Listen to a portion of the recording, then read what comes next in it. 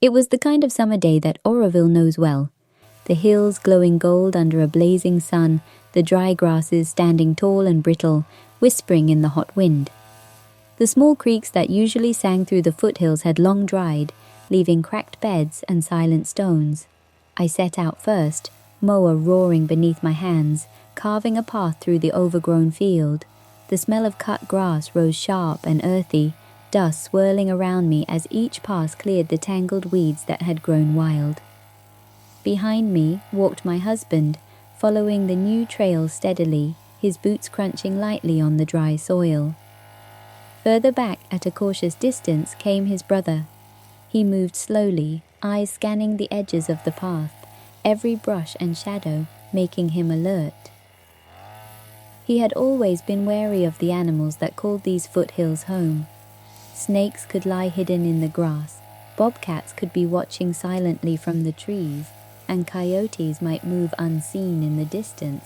Every snap of a twig, every rustle of grass seemed amplified in his awareness. I could hear him breathe.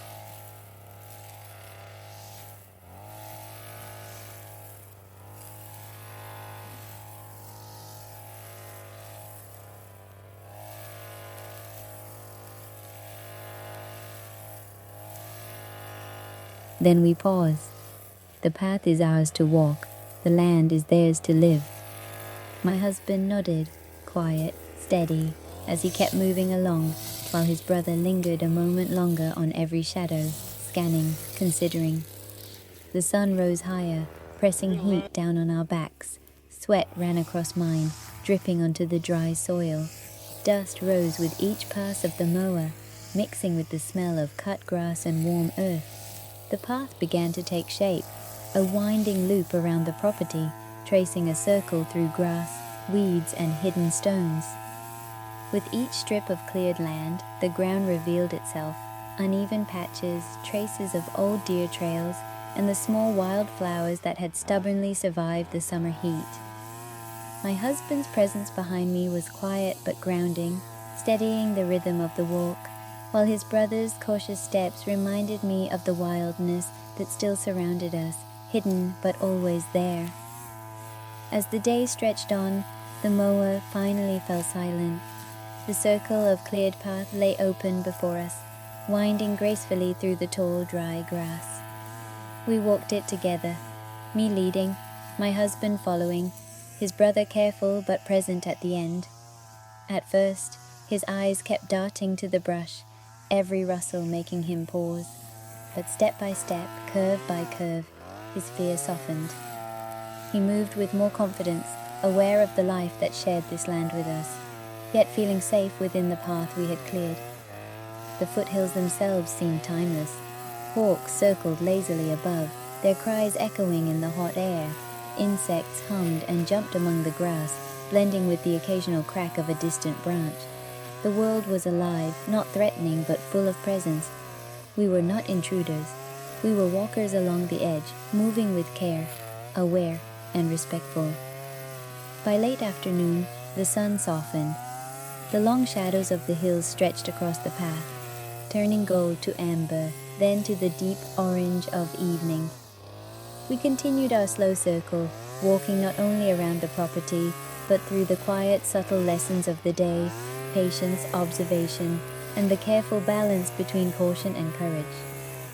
I noticed how each step on the newly cleared path became lighter, freer, less hesitant. My husband's calm presence gave structure to the walk, while his brother's careful attention brought depth, reminding us of the wildness always around us, alive and untamed. When the sun finally began to dip below the distant hills, we completed the loop.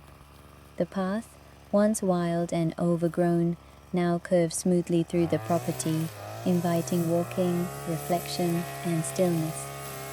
We paused together, looking at what had been created, not just a trail, but a space of awareness, trust, and connection. The animals remained in the brush, the snakes and bobcats and coyotes continuing their lives as we continued ours, sharing this land with respect and care. Later, I walked the path alone, tracing the loop we had cleared, listening to the soft crunch of gravel and dry grass beneath my boots. The hills stood silent but alive, glowing in the evening light, reminding me that this day, this path, was a meditation in motion.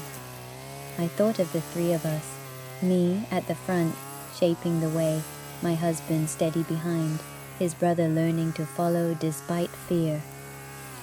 The land had changed a little under our hands, but more importantly, we had changed within it, learning to move gently, mindfully, and together. The path would remain a circle in the foothills, waiting for more walks, more observation, more quiet reflection. The animals, the wind, the golden grasses, all still there, living in rhythm with us, witnesses to our steps, reminders that in this dry summer heat of Oroville, there is always space for respect, care, and connection, step by step, breath by breath.